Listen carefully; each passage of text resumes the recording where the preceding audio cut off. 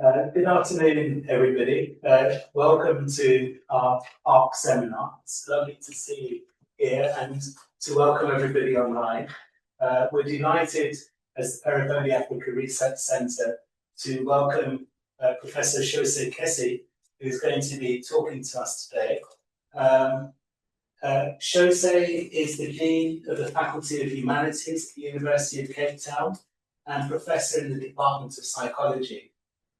Her work in the field of political psychology explores the complex ways in which individuals construct their identities and shape their behaviours within society, and how they join forces to drive change, whether through institutional reforms, social movements, or other forms of individual and collective action. Shose is co-founder of the Hub for Decolonial Feminist Psychologies in Africa, which is an outstanding centre based at the University of Cape Town.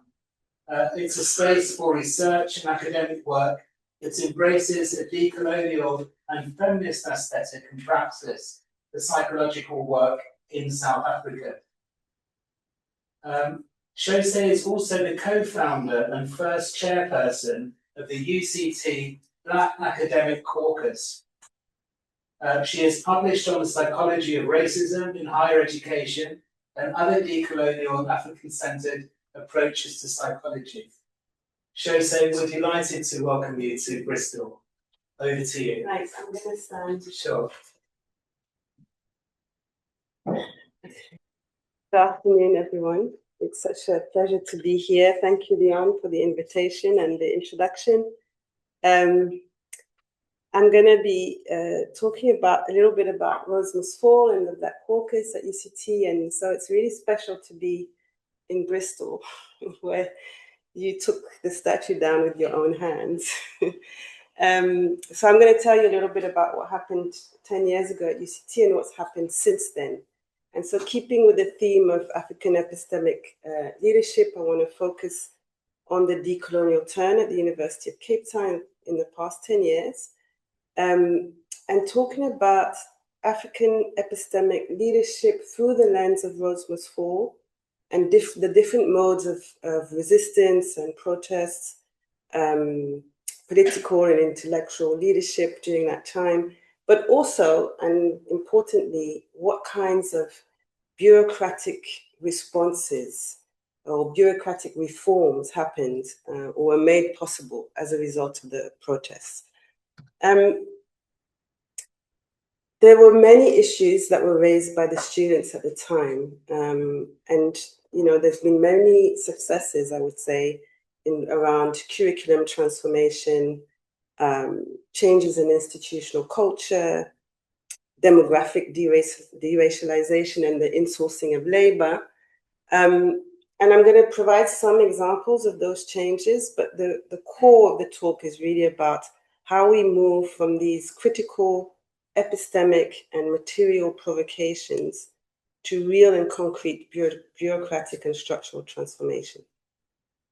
So, a brief background of UCT. UCT is the oldest university in South Africa and Sub-Saharan Africa. It opened in 1829 as a school for boys, and it was granted university status in 1918. It's a historically white university, but has long been considered a liberal and progressive institution. During apartheid, this was because of the student left-wing activism, and it was one of the first to open its doors to Black students during apartheid. And since the transition to democracy in 1994, and until the Rhodes Must Fall and Fees Must Fall movement happened in South Africa, I would say that the focus of transformation in South African higher education has really been about demographic transformation. And this is really important, but as I'll discuss later in my talk, Rhodes Must Fall was not so much about demographics. It was more broadly around institutional culture. What's important to note about demographics is that until recently, white students remain the single largest racial category at UCT at around 30%. In the past 1 or 2 years, this has changed. And when I'm talking about racial categories, I'm referring to the South African apartheid categories: African, colored, Indian, white. And then in terms of academic staff, the change has been much slower. So what you'll see here is demographic staff by academic staff by racial groups. All the way on your far left are African professors, and then African associate professors, senior lecturers, and so on. So you can see the difference between 2021 and 2025. We've improved, but still less than 20 African professors at UCT. And here's the number of white professors. So demographic change in the academic space has been much slower. But in 2015, when Rhodes Must Fall started, there was something else brewing in the institution, and this was beyond demographics, and it was more about how unprepared the university was to transform beyond its demographics. And I think the movement was questioning what is the relevance of a university in South Africa in this new democratic South Africa. Especially because we know that universities in Africa were historically designed to promote and legitimize colonial and apartheid structures. So in order to illustrate some of the epistemic provocations of the student protest, I'm going to take you through 3 moments of protest that happened on our campus between 2015 and 2016. And I'll show you a video clip of how the university has commemorated these moments on the 10th anniversary of Rhodes Must Fall. So the first moment is the call for the removal of the Rhodes statue, which sparked the Rhodes Must Fall movement. The second moment is the circumstances leading to the renaming of Sarah Baartman Hall, which is the central hall where we do all our graduations and we have other significant events. And then the third moment is the Sharpeville protests. And these were about spatial justice and belonging. And I'm going to try and show how these 3 interconnected moments symbolically bring together the decolonial project, the struggle to build African epistemic leadership within the university. And together, these protests challenged not only symbols of colonialism, but also the structures of knowledge, belonging, memory, and authority that shaped the university itself. In describing these events, I'm going to lean heavily on the work of the UCT Black Academic Caucus. So Leon mentioned that I was the founder or co-founder and first chairperson of the Black Caucus. And we came together in about 2012, and we were officially recognized as a staff body by the institution in 2014. So just on the eve of Rhodes Must Fall. And we, our vision as the Black Caucus was to build solidarity among Black staff and mobilize around questions of transformation and decolonization. What's quite interesting in all what has been written about the movement in the past 10 years is there's been very little reference to the Black Caucus.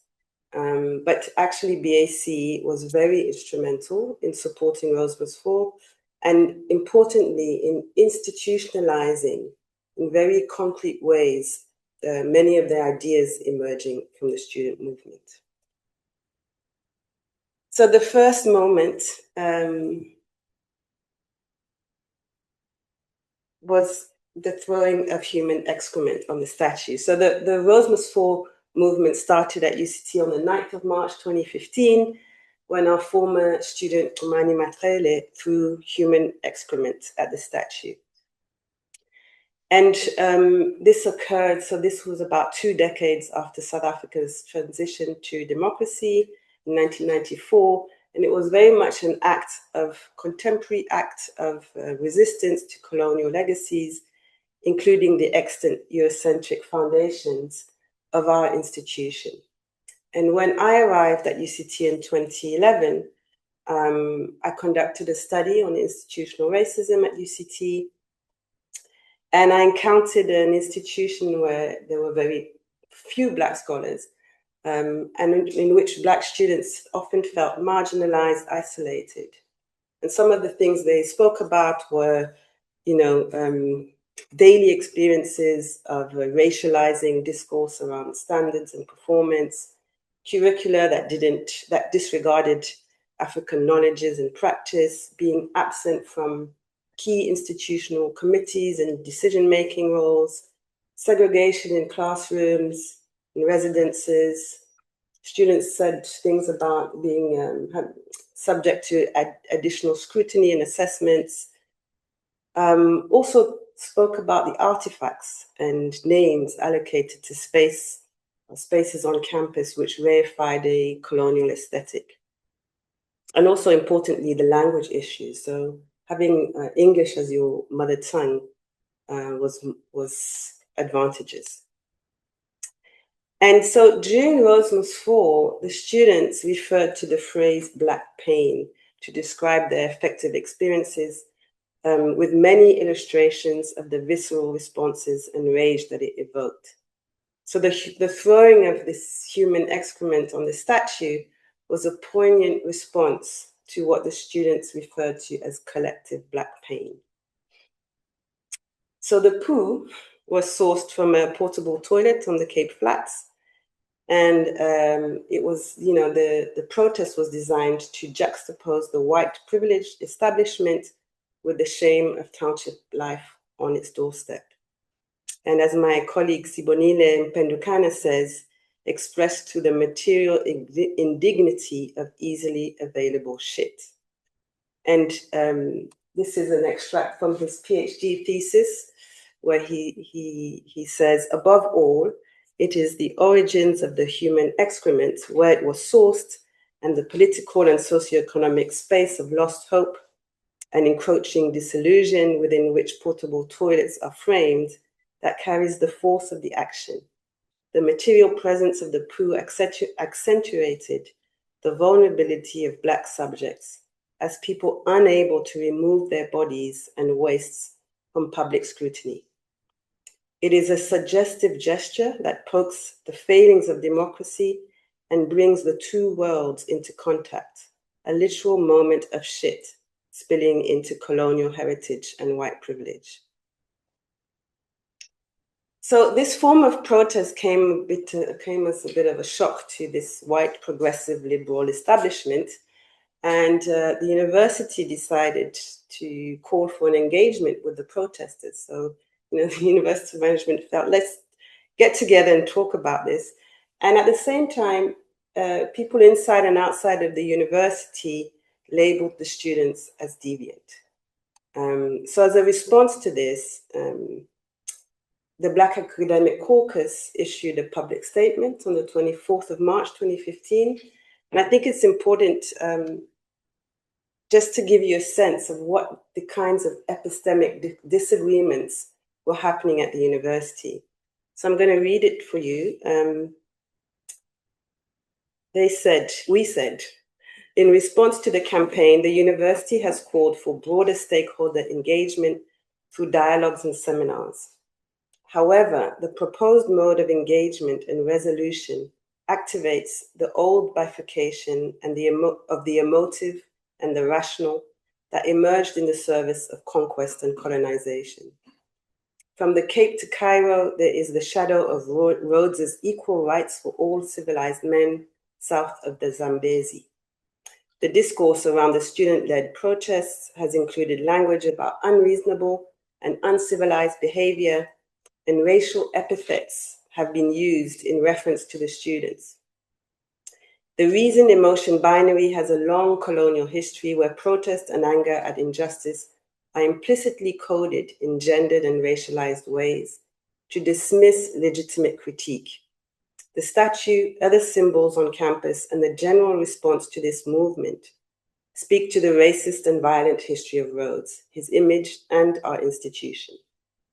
Anger, protest, and resistance are appropriate responses to this racist history. to frame the anger of Black students as inappropriate is to dismiss and deflect from the deep structural injustices that continue at this institution, which reasoned debate, to the extent that it has happened, has not successfully addressed. So BAC's response was highlighting the very important link between structural and epistemic violence. The structural being the environments where our students are from, and how that experience of material exclusion continued at the university. And the epistemic being the epistemic violence of the Rhodes statue as a live instrument of colonial empire, but also the epistemic violence of framing the discourse of Black resistance as irrational, overly emotive, and unscientific. And actually, the truth is that during the protest, student protesters and members of the Black Caucus during that time got involved in multiple engagements with the university executive, but also with the media, with community groups inside and outside the university. We organized multiple dialogues on decolonization, and the campus was just buzzing with talks and events and concrete plans and strategies to decolonize the university. And one example of this was during the student occupation of the Central Administrative Building, the Bremner Building, which was renamed Azania House, still sign here, by the students. So this is our Central Administrative Building. And BAC organized a seminar series with scholars from all over South Africa. And it was quite incredible at the time that we had academics who self-funded, came from different parts of the country to come and speak to the students at Azania House. So on a daily basis, we hosted scholars who spoke about pre-colonial African history, African feminisms, Pan-Africanism, African-centered psychologies, Black art and performance, Black studies, and so on. And every night, the students came in large numbers to listen to these lectures, which in many ways helped them to build what was both a political and intellectual movement grounded in Pan-African thought, Black consciousness, and Black feminist theory. Another example is when the vice chairperson of the Black Caucus, Professor Ramugondo, she was during 2015 appointed a special advisor to the vice chancellor at the height of the protest to support the executive in a way. But in that role, she was able to institute a number of very concrete institutional changes. She set up a university-wide curriculum change working group, the task team. She set up a number of task teams, one of them to review the works of arts on campus, which led to a reconstituted works of arts committee, a task team for the renaming of buildings, a sexual assault response task team, and a mental health task team. And all of these task teams and committees were either led or co-led by members of the Black Caucus. And also together with Prof. Ramugondo, we reviewed the composition of all Senate committees and made recommendations for Black scholars to join committees across the institution. One thing that I should have probably mentioned earlier is that when I'm using the term Black, I'm using it in the political sense of Black, not in terms of the apartheid Black category. So the Black Caucus were African, colored, Indian, Africans from the rest of the continent, people who describe themselves as Black. So the statue was removed on the 9th of April, 2015. And 10 years later, in 2025, we organized a commemorative event, and I'm gonna show you a short video. Should I try? Yeah, it should.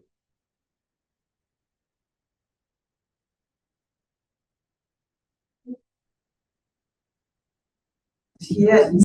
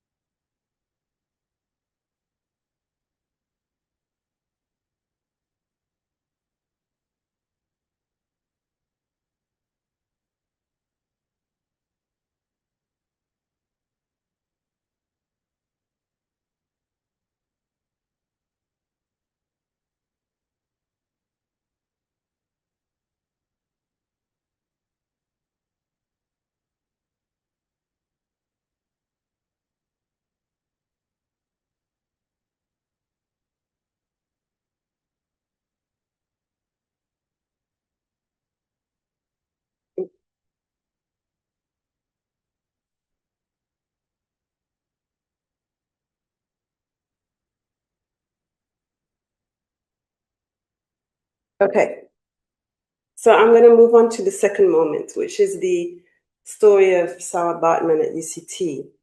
And,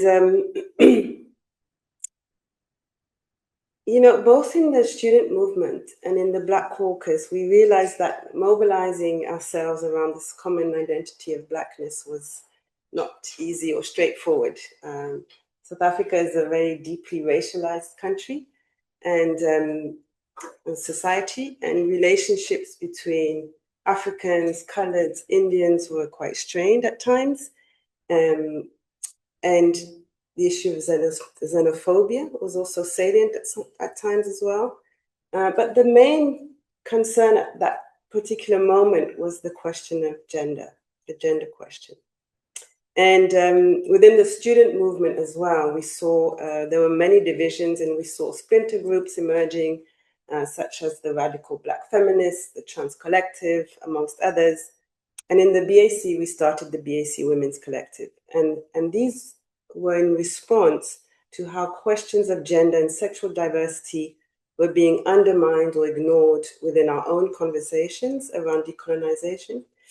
And reflect, of course, a long history of erasure of women's contributions to liberation movements. So these ideas and challenges really came alive around the contestation of this sculpture of Sarah Baartman that was displayed in our main library on Upper Campus. The sculpture is created by an artist called Willie Bester, South African artist. And he depicted the figure of Sarah Baartman with chains around her neck and feet. And many of you will know Baartman's story as central to kind of understanding colonial epistemic violence. With origins in South Africa, Sarah Baartman was taken to Europe as a slave and was displayed in European museums in the 19th century as the Hottentot Venus. And her body became an object of scientific racism, voyeurism, and colonial spectacle. Her treatment reflects the role of colonial science in constructing Blackness as primitive, hypersexualized, and less than fully human. So during several protests, students came into the library and robed the sculpture. I think it happened 2 or 3 times. And those acts were designed to restore dignity and humanity to her memory. And I think they were very, deeply political. They challenged colonial representations of Black women. They foregrounded Black feminist consciousness and insisted on the ethical responsibility of the movement to center the gender question. Now, on a very strange morning, one of the university librarians decided to derobe the sculpture and accused the students of defacing the sculpture. And so the BAC Women's Collective wrote a public statement where we said, taking the robes off so unceremoniously is to shame all of us, reminding us once again how Black women's bodies easily become the repository for violent histories. It is a particular type of public shaming that is reminiscent of the violated spectacle that the Black body has been and continues to be. So in a protest action of our own, the BAC Women's Collective, we re-robed the sculpture of Sarah Baartman. This was the last robing until the until the decision was taken by this reconstituted Works of Arts Committee to permanently remove the sculpture from the library, and this was 2018. And then the Works of Arts Committee then curated an exhibition, you can see a photograph of it, at the UCT Ritchie Gallery, where we had the original Sarah Baartman sculpture, and there was a sound installation, there were images and performances to contextualize the story of Sarah Baartman and her place at UCT. And whilst this was happening, at the same time, submissions were being made to the Renaming of Buildings Committee for the renaming of Jemison Hall, which was our central hall. And so BAC submitted a proposal, and we mobilized for others to do the same for the renaming of Jemison Hall to Sarah Baartman Hall. And in 2018, in December 2018, our former Vice-Chancellor announced the renaming of Jemison Hall. And although that official decision was made 8 years ago now, the official renaming ceremony only took place last year.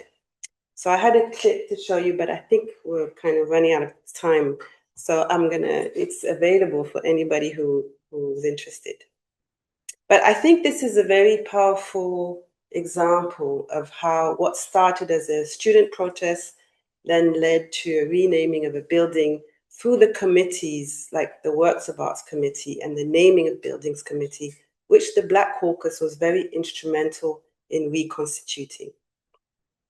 And in addition to the renaming of Jemison Hall, many contested artworks have been removed from UCT buildings. New exhibits have been created under this new reconstituted committee, and there have also been renamings of buildings and spaces across campuses. In fact, the latest one in my faculty, in the Humanities faculty, was earlier this year. So I just also want to emphasize that although we achieved many things, these achievements were hard-earned. And the pushback from the university, the leadership, and certain powerful stakeholders was constant and could be quite aggressive at times. And one example was how Professor Ramugondo was denied the position of Deputy Vice Chancellor for teaching and learning that she had applied for which she met the requirements. You know, and as I mentioned earlier, she had been special advisor to the VC. She was the vice chair of BAC, spearheaded these incredible initiatives, including in the teaching and learning space. So we led a protest, picket, as BAC, and ultimately entered into a legal dispute with the university. You can ask me more about that later. So I'm going to move on to the third moment, which is the Shackville protest.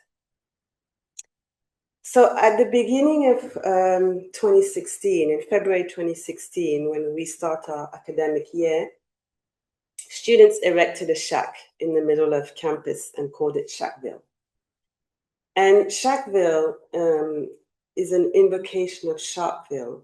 So the infamous Sharpeville massacre of 1960 in South Africa. And the people of Sharpeville were protesting the apartheid government's pass laws, which required Black South Africans to carry an identity document at all times, which contained detailed information about who they were, including where they worked, and including permission to be in a particular area.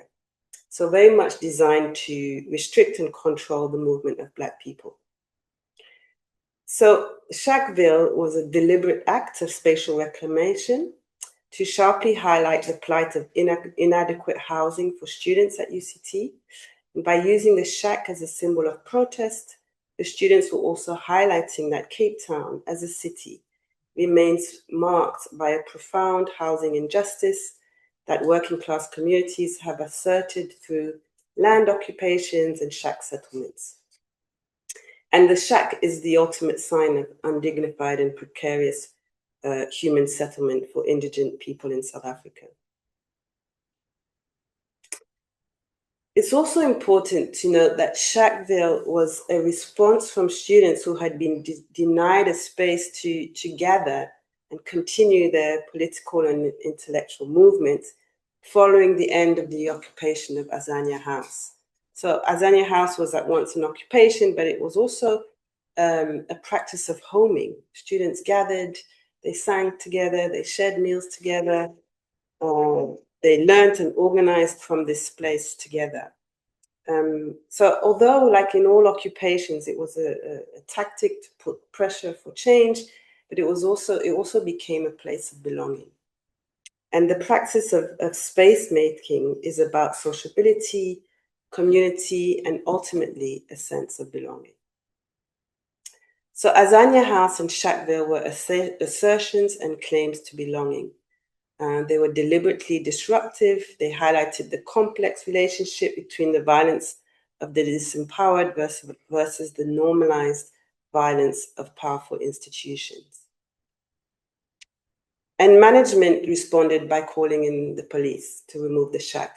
The students were given an opportunity to move the shack because it was actually disrupting. It was on the middle of a road and disrupting traffic.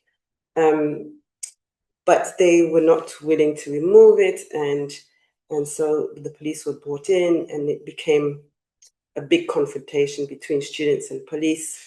The air of violence was traumatic on all sides. There were disruptions of classes, tests, exams, burning of paintings. People complained about how the police presence on campus was reminiscent of apartheid, destruction to property, artworks, arrests, expulsions, and compromised futures of young people.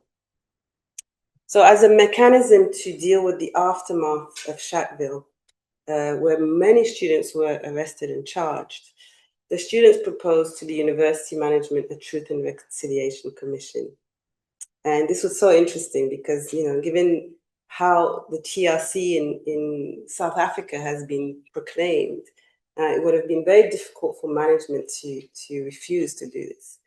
So UCT established the Institutional Reconciliation and Transformation Commission, IRTC, to repair the relational damage between students and management. We appointed external commissioners, and we conducted roadshows. So you actually can see in this picture was one of the meetings of the public meetings of the IRTC. But anybody, any student or staff was invited to make contributions to this process, to this commission. And so IRTC then produced a report and made recommendations on the amnesties for students, but the report also included recommendations on institutional changes to be implemented, starting with acknowledging UCT's colonial past and contemporary forms of institutional racism. And I stand to be corrected, but I believe this is the first UCT official report that acknowledges institutional racism in the university. Also, UCT's Office for Inclusion and Change then took on many of the recommendations from the IRTC to craft a framework for implementing transformation with six strategic areas. So we recently commemorated Shackville with an augmented reality exhibition. And the exhibition covered 3 sites, starting with the Rustenburg Slave Memorial Site, which is on our campus because our university is built on a slave burial ground. And then we moved to the plinth where the Rhodes statue used to be. You can see here, we staged a Gerald Matrona video work called Survive. And it's really interesting. It's a video of this African woman who gets books put on her head.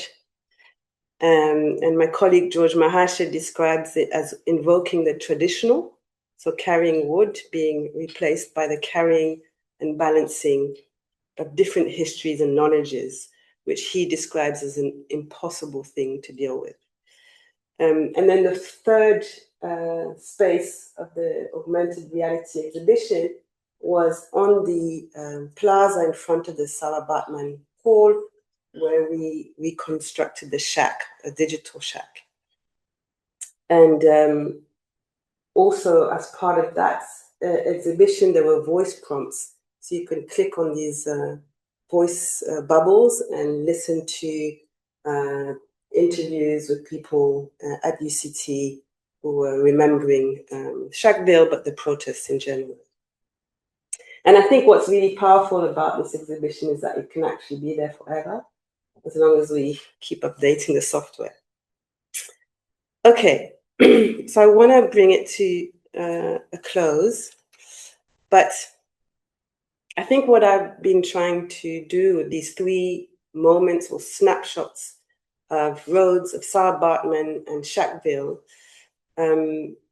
is to contextualize the protest action, not as visceral combustions of unthinking students, as some discourses frequently perpetuate, but as sustained praxis of world remaking from one's locus. Rhodes Must Fall has demonstrated from the onset of using structural violence, poo and shacks as a form of protest, that it is a movement that extends from working class communities and thus using strategies and tactics of protest from those communities.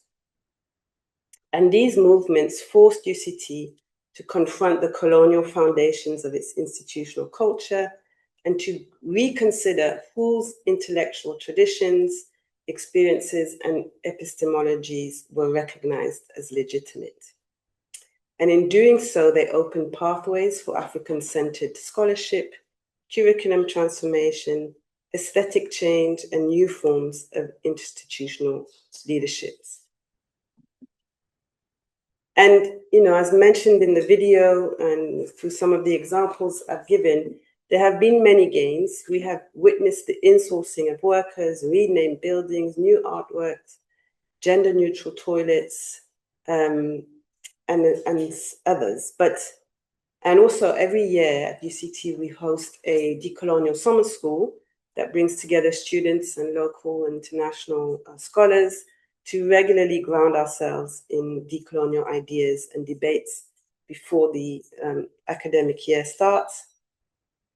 And drawing on UCT's curriculum change framework that was published in 2018, academics across the institution have made many strides in transforming curricula and pedagogical practices that subvert Eurocentric archetypes.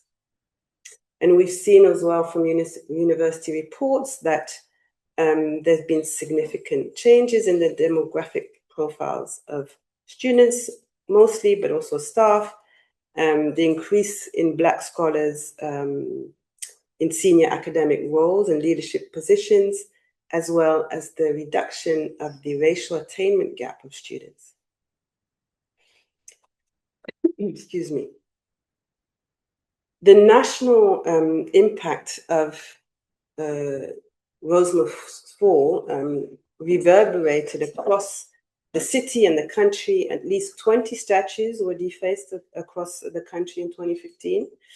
The University of Pretoria launched the Afrikaans Must Fall campaign, and Stain Must Fall formed at the University of the Free State.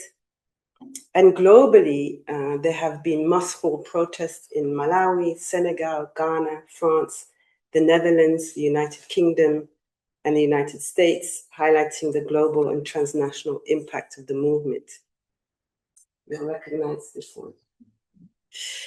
And these examples demonstrate that what the Rhodes Must Fall movement sparked was monumental. It set the scene for the National Fees Must Fall protests in South Africa, followed by global initiatives calling for change.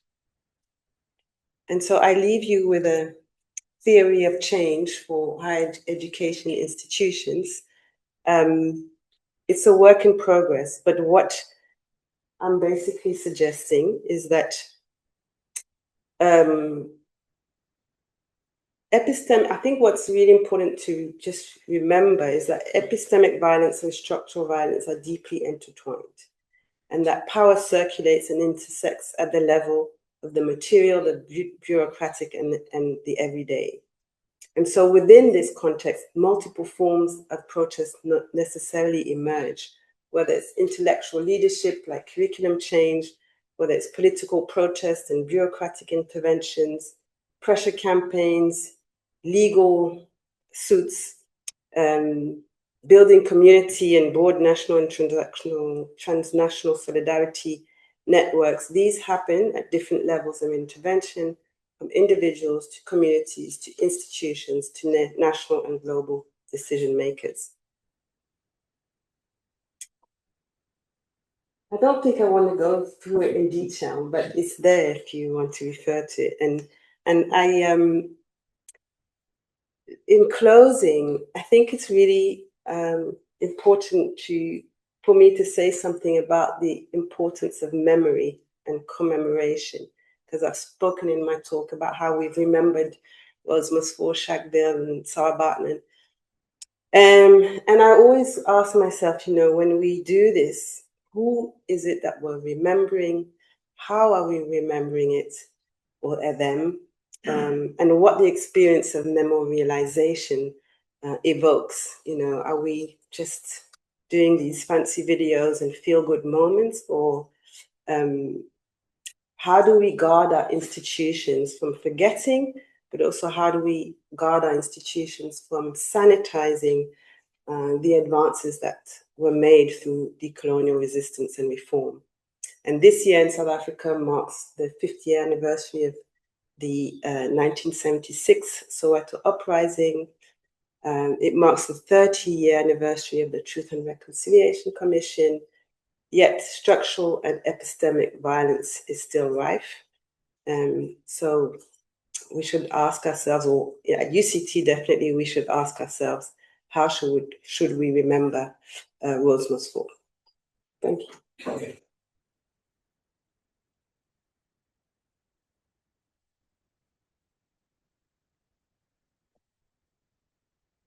Brilliant. Thanks so much, Shose, for that really illuminating talk. I think, you know, it really helped to bring home the extent to which events at UCT were not only groundbreaking in their own right, but had such international resonance. And I think probably for many of us in the room, the events that you were describing were quite iconic and formative in our own understanding of decolonization.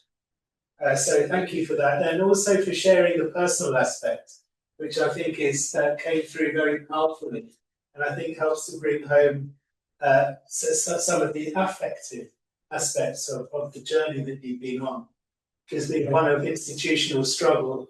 But I wonder, colleagues, we have a few minutes for questions. Would anyone like to ask Shose a question?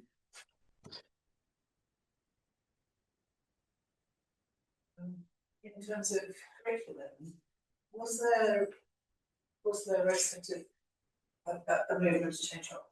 I think just what you were saying, there was a movement to change, but was it sort of optional, or was it a sort of expected or required, or do you sort of mean? I'm just wondering how that worked, because that's probably one of the hardest things to get within other institutions within the UK. It's a really good question. Yes, please. Yeah, I mean, you know, there's some things you can enforce and there's some things you can't. And I think the curriculum change is one of these things that we have to, what's the word I'm looking for? Encourage. Yeah, I mean, that's the best we can do is encourage. But also students are demanding it, so, you know, the encouragement is very strong. But I think there are things that we were able to do in humanities that became enforceable.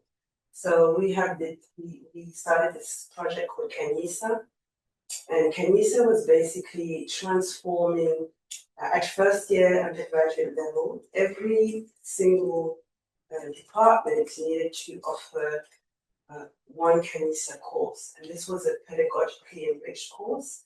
So where we introduced, like, you know, foundational literacies, which included things like multilingualism and additional support for additional tutorials. So every single department has to offer this, and every student, as part of their first year, has to take one, I think it's one or two of these courses. So there are things you can do that are built in there. Yes, in terms of pedagogy that you can actually, you know, enforce. But of course, people's academic freedom in terms of what they teach and what they want to teach, it's more difficult.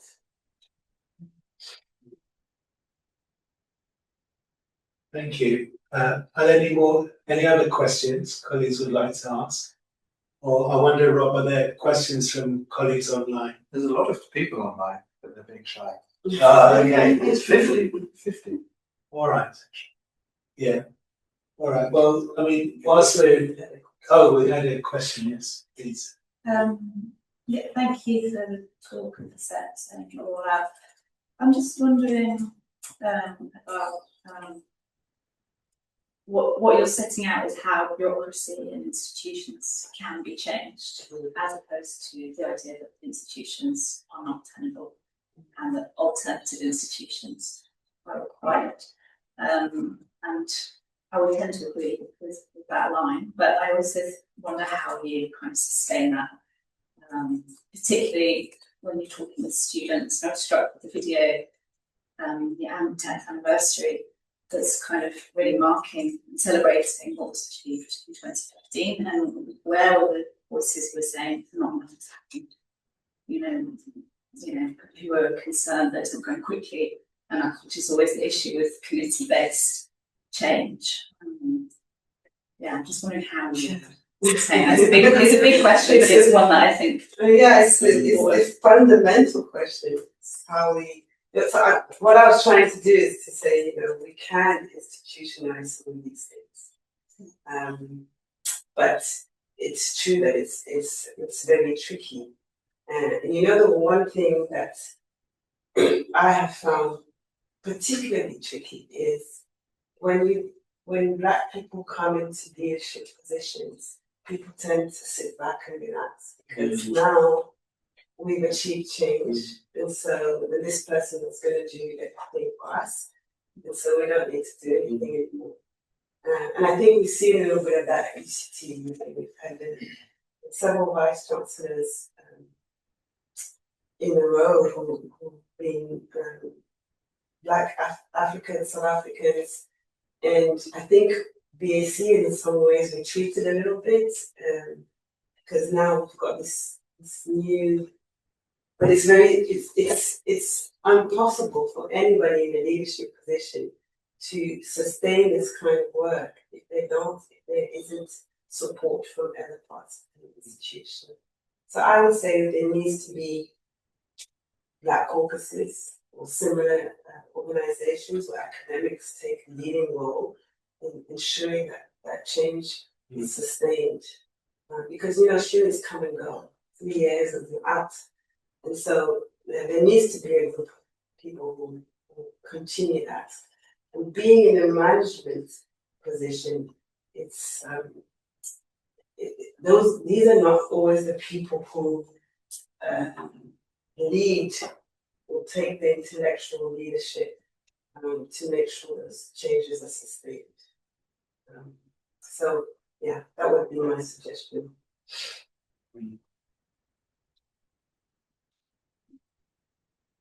Great.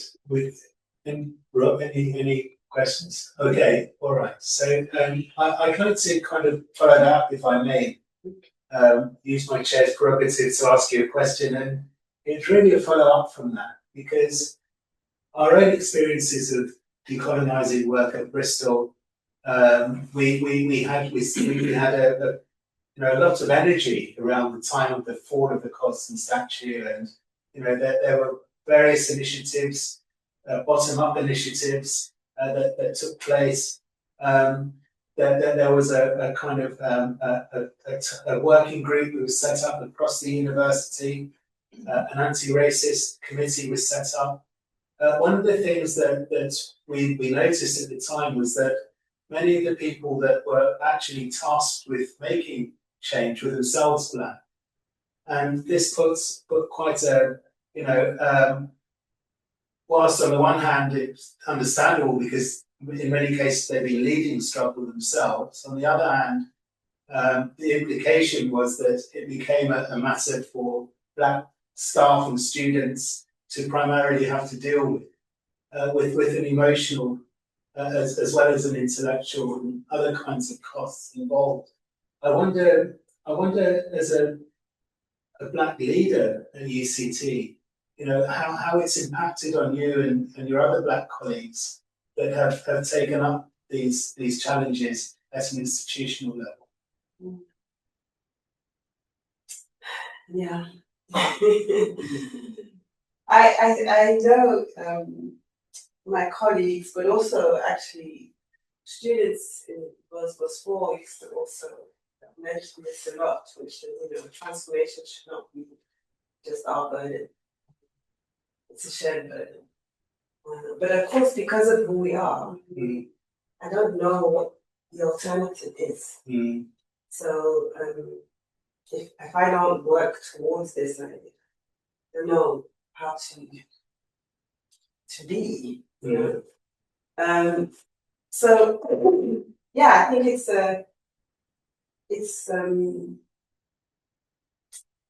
I also think that in the South African context, I think it's slightly different because we are in a majority. We have a whole country behind us.